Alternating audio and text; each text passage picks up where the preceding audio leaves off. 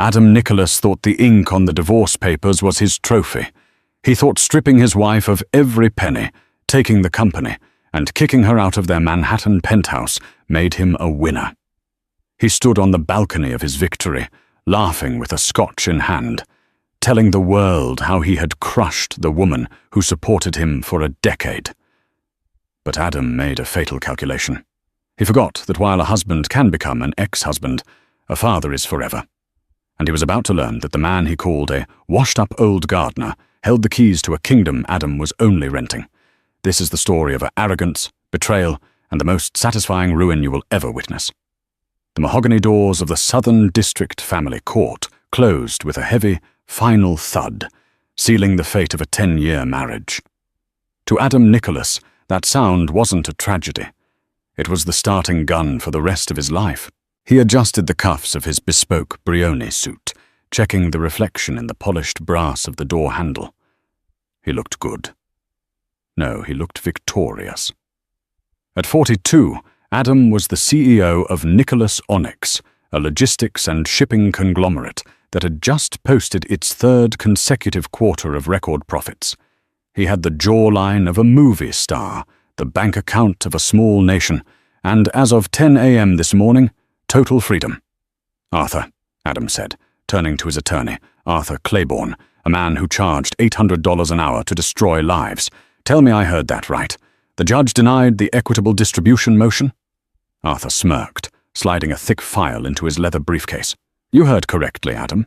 The prenuptial agreement stands absolute. She gets the lump sum of $200,000, the 2018 Range Rover, and her personal effects. You keep the real estate portfolio, the stock options, the liquidity, and most importantly, full controlling interest in Nicholas Onyx." Adam let out a sharp, barking laugh. 200 grand. That's less than I spent on the company retreat in Aspen last month. He looked down the hallway. Anna was standing near the water fountain. She looked smaller than he remembered, wrapped in a beige trench coat that had seen better days, clutching a simple handbag. Her hair, usually kept in the immaculate chignon he demanded for gala appearances, was loose and slightly frizzy from the humid New York air. She was alone. Her lawyer, a court-appointed generic suit, because Adam had frozen their joint accounts the moment he filed, had already left. Adam felt a cruel urge to twist the knife. He walked over, the heels of his Italian shoes clicking rhythmically on the marble floor. "Anna," he said, his voice dripping with faux concern. She turned. Her eyes were red-rimmed but dry. She didn't look angry. She looked hollow. "Adam." "Look, I know this is tough," he said, stepping into a personal space, smelling the faint scent of lavender soap. Cheap soap. "But you have to admit, you brought this on yourself. You just couldn't keep up with the lifestyle. You were always quaint. And business requires a shark." "I supported you when you were selling drop-shipping courses out of a garage in Queens," Anna said softly. "I paid the rent. I bought your first suit." Adam waved a hand dismissively. "Ancient history. That was a loan, and the court says I've repaid it. $200,000 is a lot of money for a girl from Connecticut. Don't blow it all on therapy." He leaned in closer, dropping his voice to a whisper. "By the way, Sienna is moving into the penthouse on Friday. Try to have the rest of your boxes out by tomorrow noon. I don't want her seeing your clutter." Anna looked at him, searching his face for a shred of the man she had married. She saw nothing but polished greed. "You won, Adam," she whispered. "You got everything you wanted." "I always do," he grinned. "Goodbye, Anna." He turned on his heel and marched towards the exit, pulling out his phone. He dialed Sienna, his 24-year-old VP of marketing, a title she earned more through late-night meetings than actual competence. "Baby," Adam boomed into the phone, pushing through the revolving doors into the sunlight. "It's done. Total knockout. He didn't even touch the offshore accounts. Get the champagne on ice. We're celebrating." As Adam hailed a black car, he didn't look back at the courthouse. He didn't see Anna walk out a few minutes later. He didn't see the sleek, vintage 1960 Rolls-Royce Phantom waiting at the curb, a car far too expensive for a woman who had just lost everything. He didn't see the driver, a man named Thomas, who had served the Calloway family for 40 years, open the door with a bow. And he certainly didn't see Anna slide into the back seat, pick up the secure line phone, and say 3 words, "Take me home." The drive from Manhattan to Greenwich was usually a slog of traffic, but the interior of the Rolls-Royce was a silent sanctuary. Anna Calloway, she had mentally dropped the Nicholas the moment the gavel fell, watched the city skyline fade into the rear-view mirror. She felt a strange sensation. It wasn't grief. The grief had been burned out of her 2 years ago, when Adam stopped coming home for dinner, when he started criticizing her weight, her clothes, her lack of ambition. No, this feeling was relief. It was the feeling of a soldier finally being rotated off the front lines. The car wound its way through the iron gates of Blackwood Manor. Adam had only visited Blackwood twice in their entire marriage. Both times he had sneered at it. "It's a museum, Anna," he had said. "It smells like old books and dead money. We're new money. We're vibrant. This place is a mausoleum." Adam saw the peeling paint on the potting shed and the overgrown ivy and assumed poverty. He saw Anna's father, Harrison Calloway, driving a beaten-up Ford truck and wearing flannel shirts, and assumed the old man was barely scraping by on a dwindling inheritance. Adam, in his infinite arrogance, never bothered to look deeper. He never asked why the senators came to dinner on Tuesdays. He never asked why the land, hundreds of acres of prime Connecticut real estate, was never sold off to developers. The car stopped in front of the main house. Harrison Calloway was waiting on the porch. At 72, he was a man of steel and wire, his back straight, his eyes sharp blue behind wire-rimmed glasses. He wasn't wearing a suit. He was wearing his gardening trousers and holding a pair of shears. Anna stepped out. Her legs felt weak. Harrison didn't say a word. He simply walked down the steps, wrapped his daughter in a hug that felt like a fortress, and held her while she finally let out the sob she had been holding back in the courtroom. "It's over, Papa," she choked out. "He took it all." Harrison pulled back, brushing a stray hair from her face. His voice was gravel and honey. "He took what he could see, Anna. That is a very different thing from taking it all." They walked inside. The house was warm, filled with the smell of beeswax and burning oak.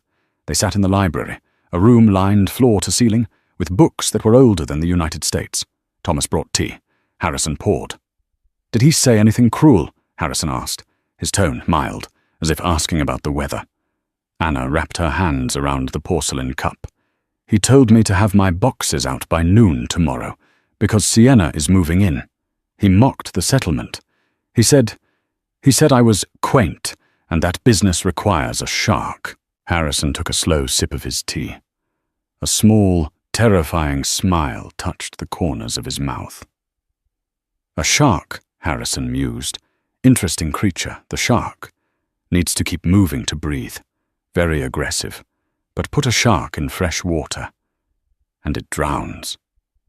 "He has the company, Papa," Anna said, her voice trembling. "Nicholas Onyx. We built that. My designs, my logistics planning. He scrubbed my name off everything. But the infrastructure is mine. He has the contracts with the shipping lanes. He has the brand." "He has the shell of the company," Harrison corrected gently. "He has the signage on the building and the lease on the warehouse. Tell me, Anna, in the last 10 years, did Adam ever once attend the board meetings of the holding group?" Anna frowned. "The Calloway Holding Group? No. You know he hates boring administrative work. He always signed the proxy forms and let you handle the family trust nonsense, as he called it. He said he was too busy being a visionary." "Yeah." Harrison stood up and walked to a heavy oak desk. He pulled out a leather-bound ledger. "Adam Nicholas is a man who reads headlines, not footnotes," Harrison said, opening the ledger. "When you two married, I wanted to help him. He had drive. He had charisma. So I facilitated his first major contracts. I introduced him to the suppliers. I know, Anna said. You vouched for him. I did more than vouch, Harrison said. I underwrote him. You see, Adam thinks he owns the supply chain. He doesn't. Nicholas Onyx is a logistics company, yes? It moves goods from point A to point B. Yes. But who owns the ships? Harrison asked softly. Anna blinked. We lease them. From a maritime consortium in Greece, Poseidon Logistics. And who owns the warehouses in New Jersey and California? A real estate trust. Gemini Properties. And who provides the insurance bonding that allows his trucks to legally operate on interstate highways? Liberty Surety, Anna listed automatically. She knew the books better than Adam did. Harrison closed the ledger with a soft snap. Poseidon Logistics, Gemini Properties, Liberty Surety. Tell me, Anna, have you ever looked at the board of directors for those companies? No? Why would I? They are just vendors. They are not vendors, Harrison said, his eyes hard as diamonds. They are subsidiaries, wholly owned subsidiaries of the Callaway Family Trust. The room went dead silent. The grandfather clock in the corner ticked loudly.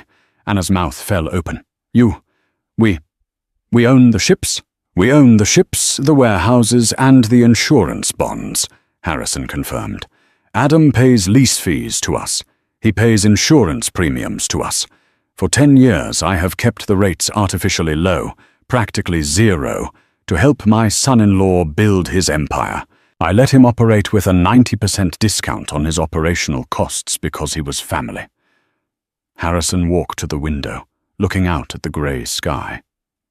But as of 10 a.m. this morning, Harrison said, his voice dropping an octave, Adam Nicholas is no longer family. Anna stood up, her heart hammering against her ribs. The realization was hitting her like a physical blow. Adam's profit margins, his record-breaking quarters, his genius, it was all an illusion. It was subsidized by the very man he called a gardener. Papa, Anna whispered, if you pull the support. I'm not going to pull anything, Harrison said, reaching for the telephone on his desk. It was an old-fashioned rotary phone, heavy and black. I am simply going to adjust the rates to fair market value, effective immediately. He'll go bankrupt in a month, Anna said. A week, Harrison corrected. He's leveraged to the hilt to pay for that penthouse and his new lifestyle. He has no liquid reserves. Harrison picked up the receiver. He dialed a number from memory. Get me Ruthless, Harrison said into the phone. Get me the legal team. Yes, wake them up. I want eviction notices prepared for the New Jersey and California warehouses for breach of contract. And tell the Greeks to recall the fleet.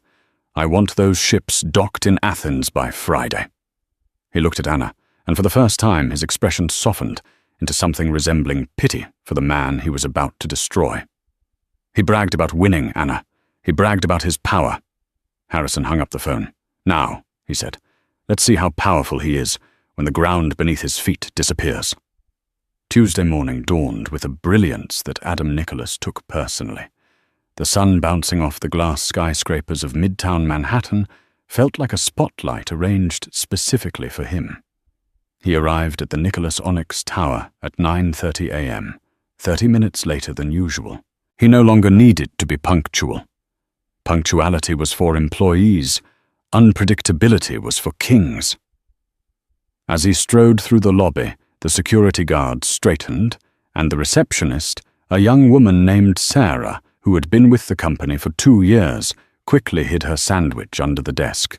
Good morning, Mr. Nicholas, she chirped, her voice trembling slightly. Adam didn't stop. He didn't even turn his head. He simply raised a single finger in acknowledgement, a gesture of dismissal that said, I see you, but you are part of the furniture. He stepped into the private elevator, keyed his code, and felt the smooth ascent. This was his domain. 30 floors of logistics experts, analysts, and sales sharks, all feeding the beast he claimed to have created.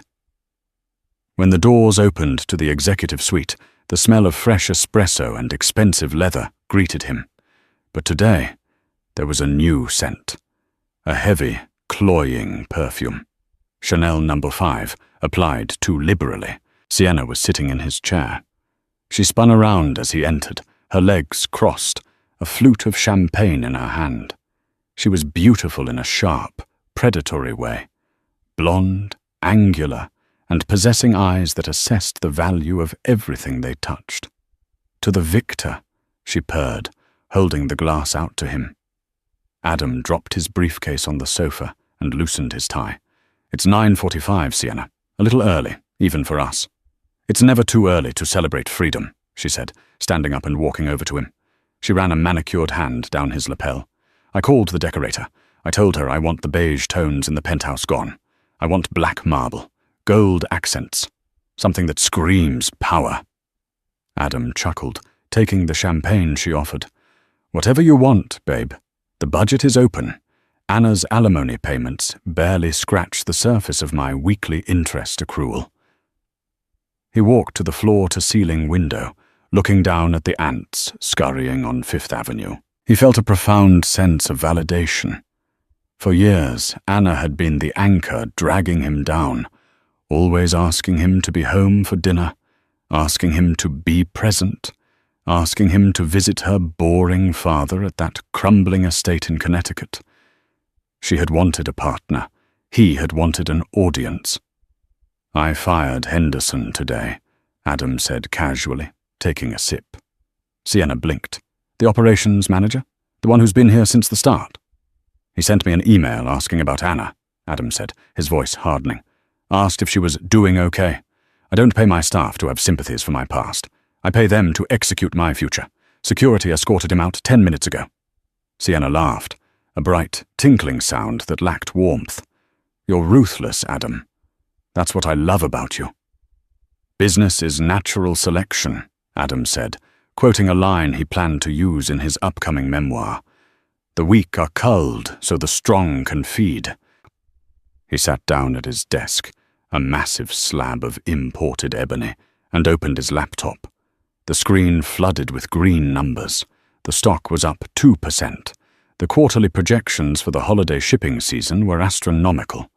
"Adam," Sienna said, perched on the edge of the desk, "I was looking at the company expenses. Why do we pay so little for the warehouse leases? I mean, I'm not complaining. But the New Jersey facility, we're paying 1990s prices." Adam smirked. "That, my dear, is the art of the deal. I negotiated those leases years ago. The landlords are some old money trust fund idiots. They probably don't even know what the current market rate is. I locked them into a long-term auto-renewal with a fixed 1% increase. We are practically stealing that space." "And the ships?" "Same deal," Adam bragged, leaning back, hands behind his head. "Greek consortium. I charmed the director at a gala 10 years ago. They give me preferred rates because I'm a volume customer. It's not luck, Sienna. It's magnetism. People want to do business with Adam Nicholas." He truly believed it. He had rewritten history in his own mind so effectively that he had forgotten the dinners Harrison Calloway had arranged, the phone calls the old man had made, the quiet guarantees signed in the background.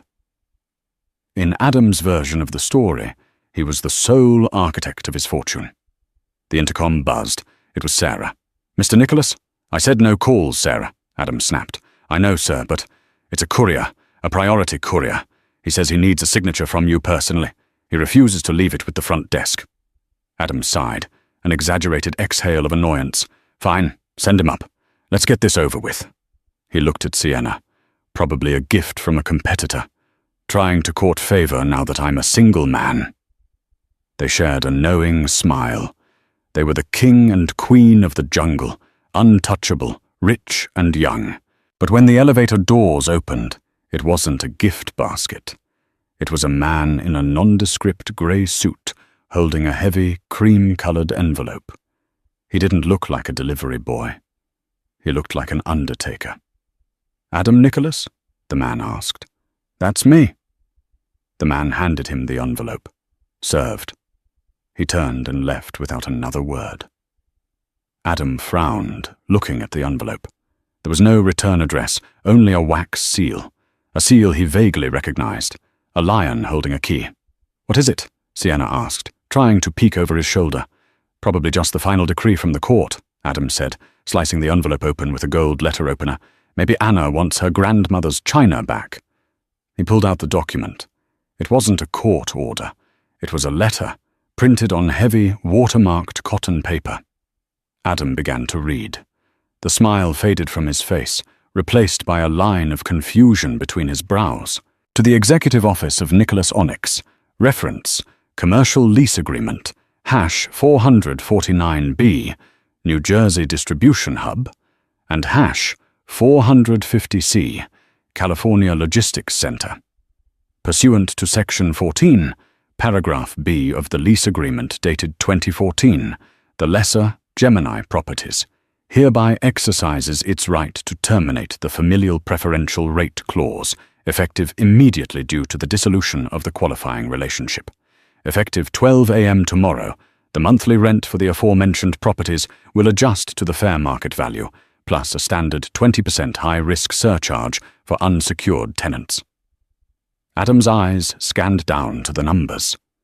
Previous monthly rent, $12,500. Adjusted monthly rent, $485,000.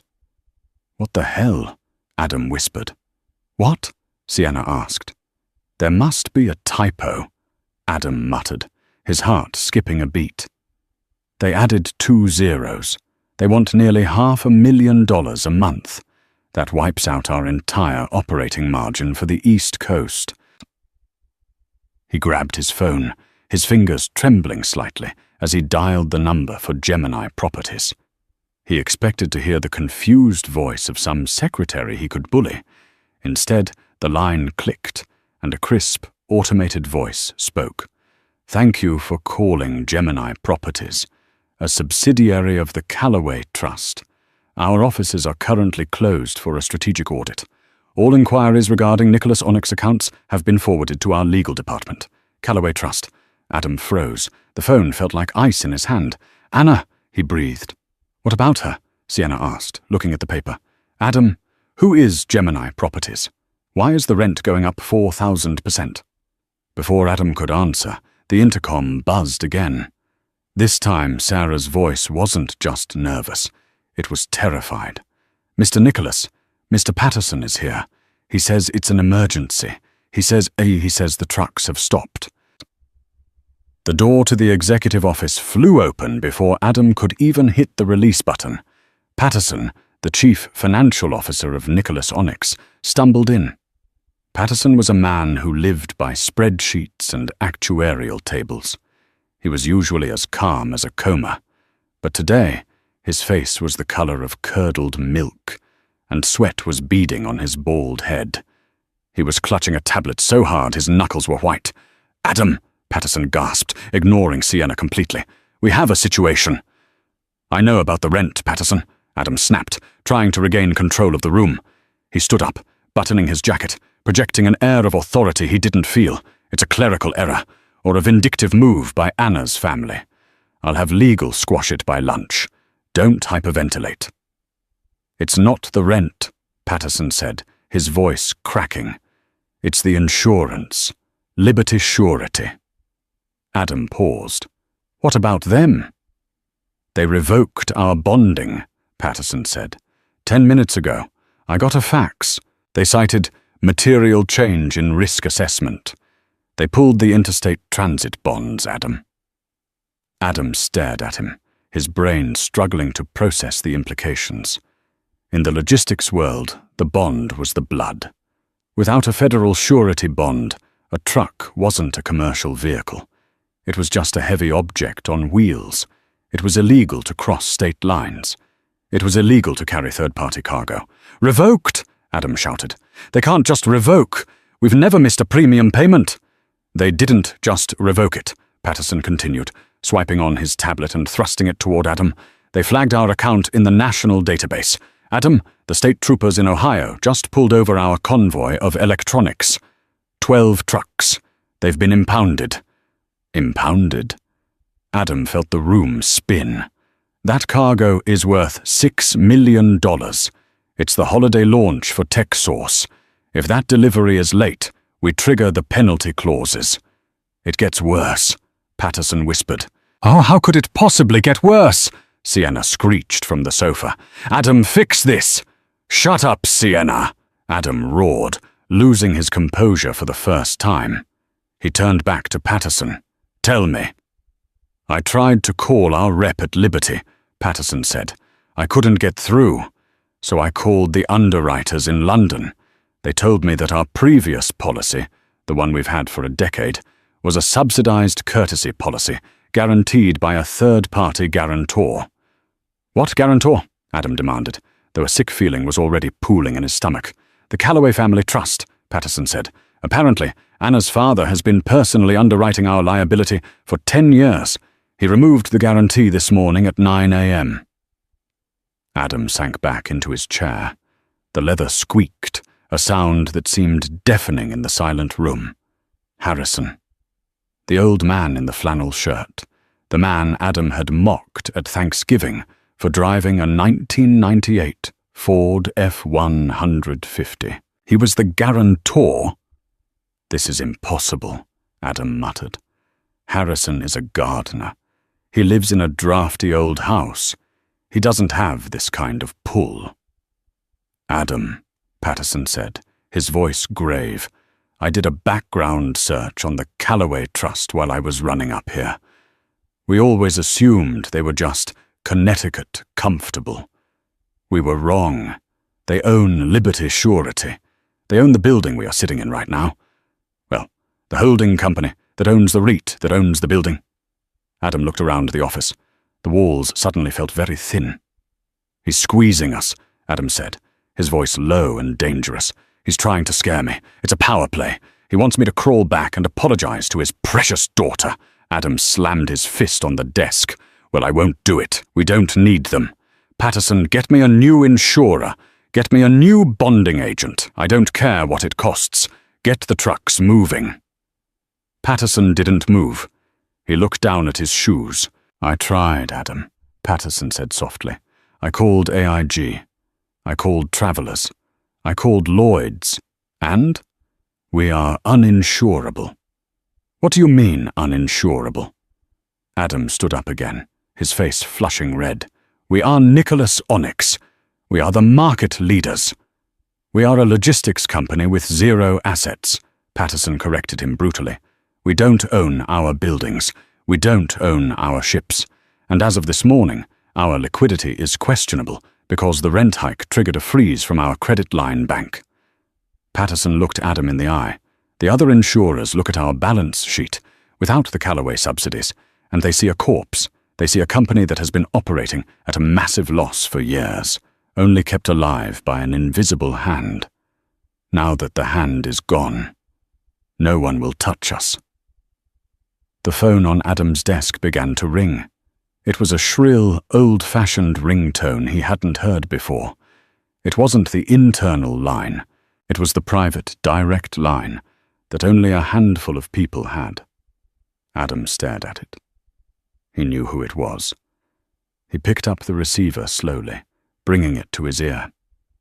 Nicholas, he said, his voice raspy.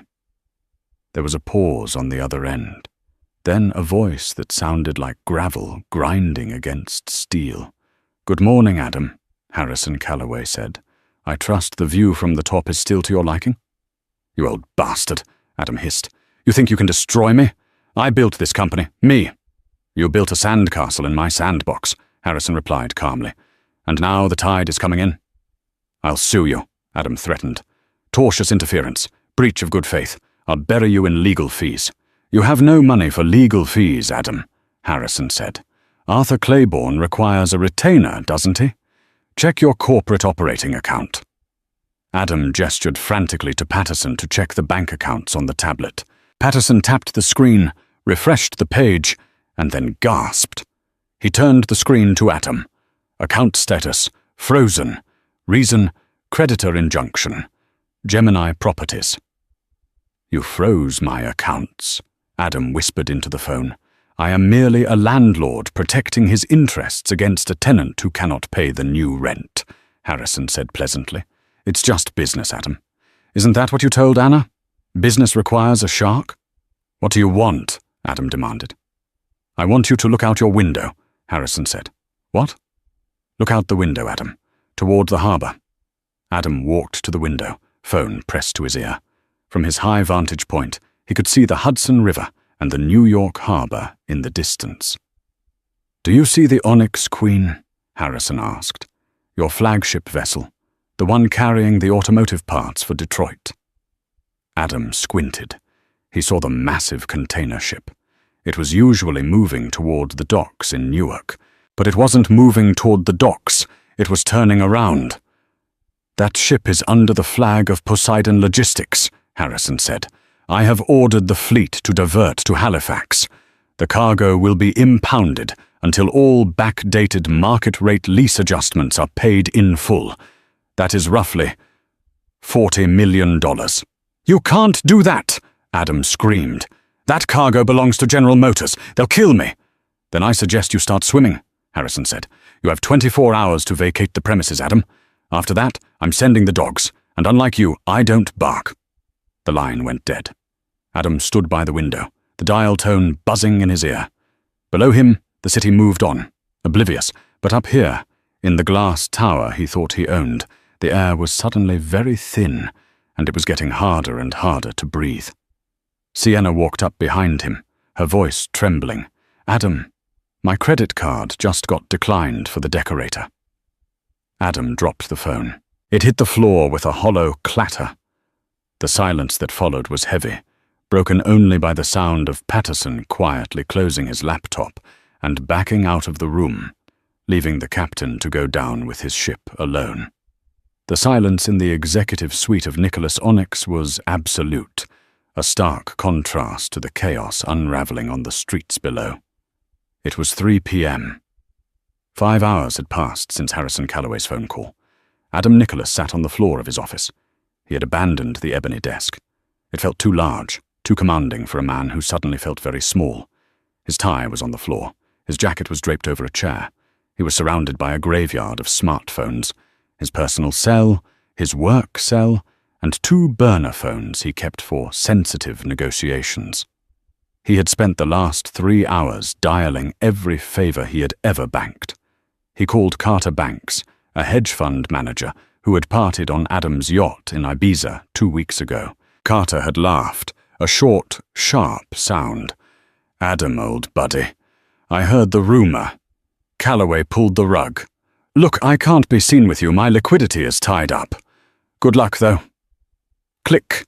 He called Senator Miller, whose re-election campaign Adam had illegally donated to through a shell corporation. The senator's aide answered. "The senator is unavailable, and for the record, Mr. Nicholas, please do not contact this office again. We are scrubbing the donor list." Click. He even called his own father, a retired car dealership owner in Florida, whom Adam hadn't visited in 3 years. "I told you, boy," his father had rasped. "You fly too high. The sun melts the wax. I got nothing for you. You spent your inheritance on that damn penthouse." Adam looked up as the door to the suite opened. He expected the police. He expected federal agents. Instead, he saw Sienna.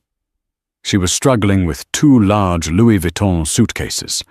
She wasn't wearing the diamond earrings he gave her last week. She was wearing a tracksuit and sunglasses, looking like a celebrity trying to avoid paparazzi. "Going somewhere?" Adam asked, his voice hoarse. Sienna didn't look at him. She marched to the wet bar, grabbed a bottle of Cristal, and shoved it into her purse. "I'm going to the Four Seasons," she said, her voice devoid of the cooing affection she had used that morning. "And then I'm flying to Miami. I met a promoter there last year. He has a boat." "You're leaving?" Adam let out a dry, incredulous laugh. "We hit a bump in the road, Sienna. A bump. I'm Adam Nicholas. I'll fix this. I always fix this." Sienna stopped at the door. She finally turned to look at him, pushing her sunglasses up. Her eyes were cold, calculating, and terrifyingly clear. "Adam," she said, "you don't get it. You were never the money. You were the front. Everyone in town knew it except you. We tolerated your arrogance because you came with the Calloway seal of approval. Without Harrison backing you, you're just a guy in a nice suit with a negative net worth." I made you, Adam spat, standing up. I took you from the mailroom. And I'm taking myself back out, she said. Oh, and Adam, I charged the flight to your personal Amex. Consider it a severance package. The door slammed. Adam was alone. Truly alone. He walked to the window. The sun was beginning to set, casting long, bloody shadows across Manhattan. He needed a drink. He poured a scotch, his hand shaking so badly the liquor splashed onto the carpet. He needed a plan. He needed to think like the shark he claimed to be. Assets, he thought. Liquidity. He had the penthouse. It was worth $15 million. He could sell it, pay off the immediate debts, and restart. He grabbed the landline and dialed his personal banker at Chase Private Client. This is Nicholas. I want to liquidate the Tribeca property. Put it on the market tonight. Fire sale prices. I need cash by morning. There was a long pause on the line. Mr. Nicholas, the banker said, his voice dropping to a whisper. I can't do that. Why not? It's my apartment. Sir, have you checked the title deed recently? Of course I haven't checked the deed. I bought it 3 years ago. Sir, the banker continued, the mortgage for the penthouse was structured as a commercial loan tied to the performance of Nicholas Onyx. It was a cross-collateralization agreement. Adam's blood ran cold. He remembered the meeting. He remembered Arthur Claiborne, his lawyer, telling him it was a smart tax move to tie the house to the business expenses, because the company's credit rating has been downgraded to junk status as of 2 p.m. today, the banker explained. The bank has exercised the acceleration clause. The full mortgage is due immediately. The property has been seized. Seized? Adam whispered. The locks are being changed as we speak, sir. Security is in the lobby of your building. You can't go home tonight. Adam dropped the phone. He had no home. He had no company. He had no girlfriend. He had no money. He looked around the office. This was all he had left. This room. He sat back down in his leather chair, the one he had preened in this morning. He curled his hands into fists. Harrison, he growled, the name tasting like bile. You think you've won? You think you can just erase me? He opened his laptop. He still had one card to play. The nuclear option. If he couldn't have the company, no one would. He navigated to the server controls. He had administrative access. He could delete the customer databases. He could wipe the routing algorithms. He could burn Nicholas Onyx to the ground digitally, leaving Harrison with nothing but empty trucks and confused drivers. Let's see how you like ashes, old man, Adam muttered, his finger hovering over the execute command for a system-wide purge. He pressed enter. A red box popped up on the screen. Access denied. Administrative privileges revoked. User G_ Nicholas is locked out. Adam stared at the screen. He typed his password again. Access denied.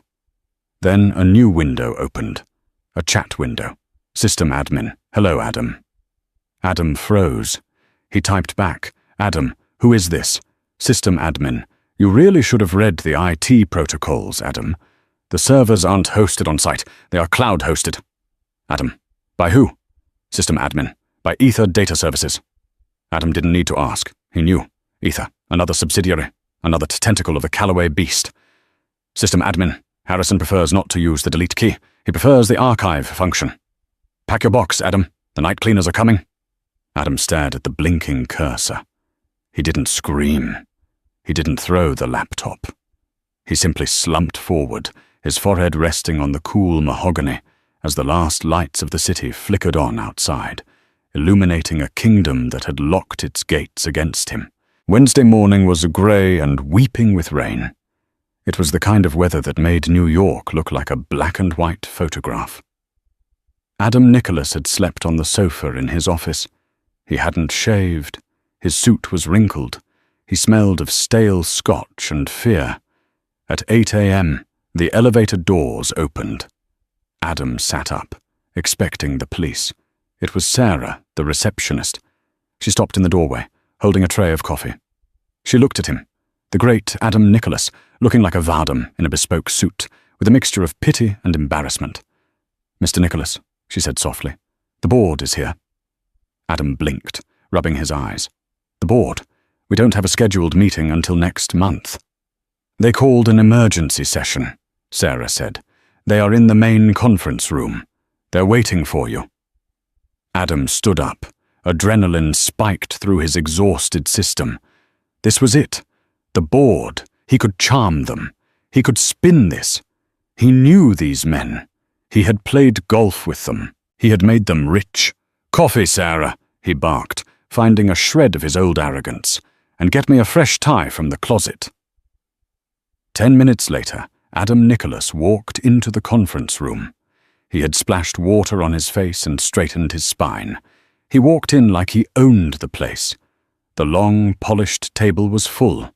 12 men and women in dark suits sat in silence. These were the minority shareholders, the representatives of the pension funds that invested in Nicholas Onyx. At the head of the table, Adam's seat was empty. "Gentlemen, ladies," Adam boomed, walking toward his chair. "I apologize for the impromptu nature of this meeting. We have had a few hiccups with our vendors. Standard negotiation tactics that got out of hand. I assure you I have the situation under control." He reached for his chair. "Sit down, Adam," a voice said. It wasn't one of the board members. It came from the corner of the room, from a leather armchair that had been turned away from the table. The chair swiveled. Harrison Calloway sat there. He was wearing a 3-piece tweed suit that cost more than Adam's car. He looked rested, calm, and utterly implacable. Next to him sat Anna. Adam stopped. He stared at his ex-wife. She was transformed. Gone was the frizzy hair and the beige trench coat. She was wearing a tailored navy power suit that accentuated her figure. Her hair was pulled back in a sleek, severe ponytail. She wore no jewelry except for a simple pair of pearl earrings that Adam knew had belonged to her great-grandmother. She didn't look quaint. She looked royal. "What are you doing here?" Adam sneered, pointing a finger at Harrison. "This is a closed meeting for shareholders. Security." "I am a shareholder, Adam," Harrison said, tossing a thick file onto the table. "As of this morning, the Calloway Trust has purchased the outstanding debt of Nicholas Onyx from your creditors. We have converted that debt into equity. We now own 51% of the voting stock." Adam looked at the board members. They refused to meet his eyes. "You sold me out?" Adam whispered to the man on his right, a banker named Phillips. "It was a hostile takeover, Adam," Phillips muttered. "We had no choice. The stock was in free fall. They offered a buyout at 10 cents on the dollar to save the company from bankruptcy." 10 cents? Adam felt sick. "The stock was trading at $40 yesterday." "Yesterday is a long time ago," Anna spoke. Her voice was clear, resonant, and strong. Adam turned to her. "And what are you doing here, Anna? Here to gloat? You don't know anything about business. You're a housewife." Anna stood up. She placed her hands flat on the table. "I'm the new CAO, Adam," she said. The room went silent. Adam stared at her, his mouth opening and closing like a fish. "You?" He laughed, a desperate, high-pitched sound. "You? You can't run a logistics company. You don't know the first thing about supply chains. You don't know the software." Anna smiled. It was a cold, professional smile. "The software?" she asked. "You mean Onyx OS?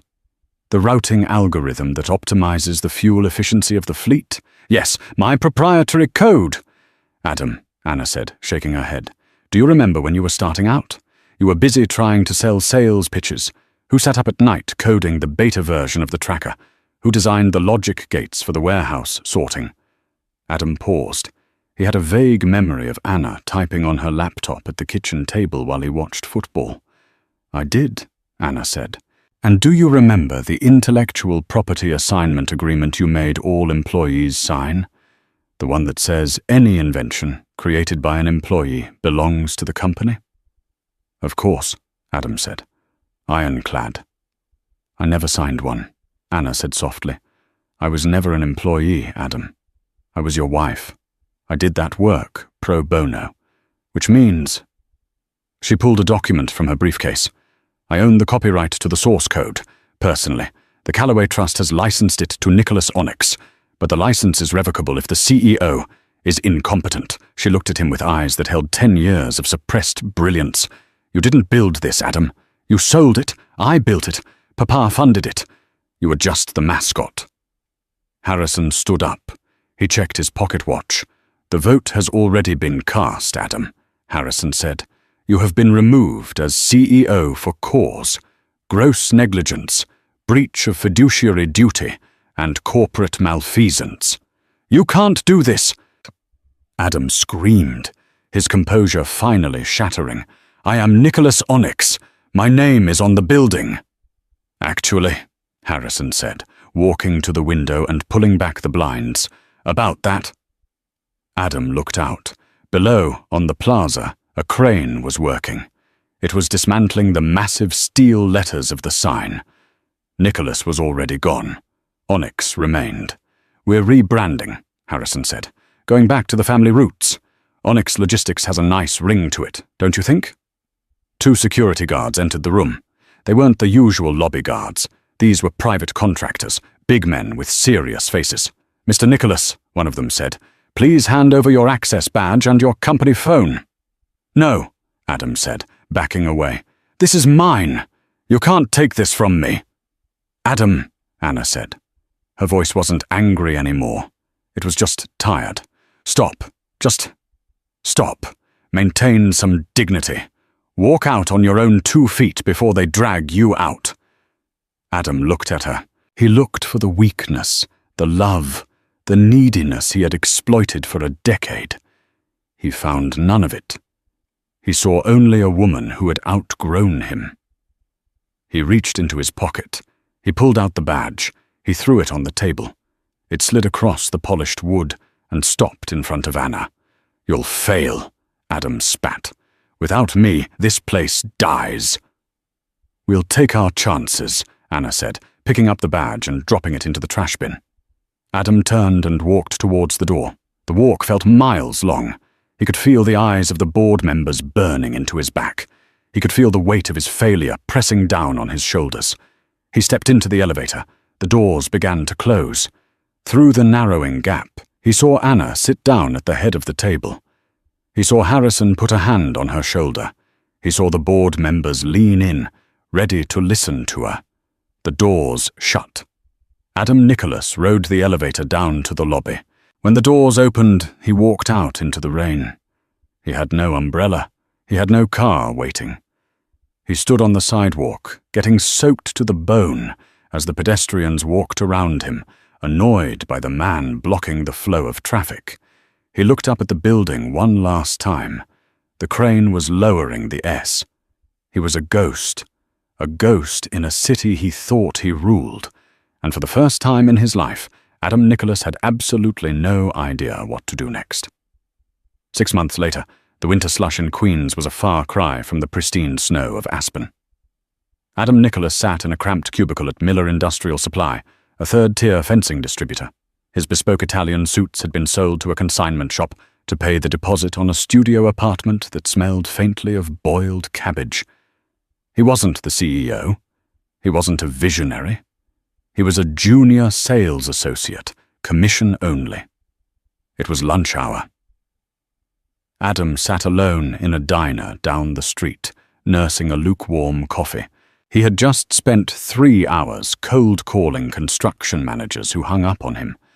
The irony wasn't lost on him. 20 years ago, Anna had supported him while he did this exact job. Now, he was doing it again. But this time, there was no warm dinner waiting for him. No soft voice telling him he could do it. He reached for the discarded copy of the Wall Street Journal left by a previous patron. He intended to check the sports section, but the photo on the front of the business section stopped his heart. Onyx Logistics posts record Q4 earnings under new leadership. The photo showed Anna. She looked radiant, standing on the deck of a massive container ship, one of the ships Adam had thought he controlled. Next to her was Harrison, looking proud but stoic. Adam read the article, his eyes stinging. Critics doubted whether Anna Callaway, previously a silent partner, could steer the massive logistics giant after the tumultuous exit of former CEO Adam Nicholas. But Callaway has not only stabilized the company, she has revolutionized it. By integrating her own proprietary software and leveraging the family's deep-rooted asset base, Onyx Logistics has reduced overhead by 30%. "We stripped away the ego," Callaway is quoted as saying, "and we focused on the foundation." The article went on to mention that Harrison Callaway had recently donated $10 million to a legal aid fund for divorced women who had been financially bullied by their spouses. Adam lowered the paper. The waitress came by with the pot of coffee. "Warm it up for you, hun?" she asked. Adam looked at her. He looked at his cheap watch. He looked at the reflection of a middle-aged man with graying temples and a frayed collar in the window. "Yeah," Adam whispered. "Warm it up." He realized then, with a clarity that cut deeper than any insult, that he hadn't just lost the money. He hadn't just lost the status. He had lost the only people in the world who had actually loved him for him, not for what he could give them. He had traded a diamond for a piece of glass because the glass sparkled a little brighter in the moment. His phone buzzed. It was his manager, a 25-year-old kid named Kyle. "Adam, get back here. You're behind on your quota. If you don't close the Johnson account by Friday, you're out." "I'm coming, Kyle," Adam said. He left a $1 tip, all he could afford, and walked out into the cold, grey afternoon. He buttoned his coat against the wind. Just another face in the crowd, a shark that had forgotten how to swim, finally learning that in the deep ocean, it's the quiet currents that control the tide. And that is the story of Adam Nicholas, a man who thought he was a king, only to find out he was just the jester in someone else's court. Adam's downfall wasn't just about money or business. It was about character. He mistook kindness for weakness and silence for submission. He forgot that the loudest person in the room is rarely the most powerful. Harrison Callaway didn't destroy Adam because he was angry. He destroyed him to protect his daughter, proving that real power doesn't need to brag. It just needs to wait for the right moment to strike. Now, I want to hear from you. Have you ever met an Adam in your real life? Someone who took all the credit until the real owner of the power stepped in? Let me know your stories in the comments below. I read every single one. If you enjoyed this story of karma and justice, please hit that like button. It really helps the channel grow. And don't forget to subscribe and ring the notification bell so you never miss a story. We have a massive revenge saga coming up next week that you won't want to miss. Thanks for watching. And remember, be careful who you step on, because you never know who owns the ground.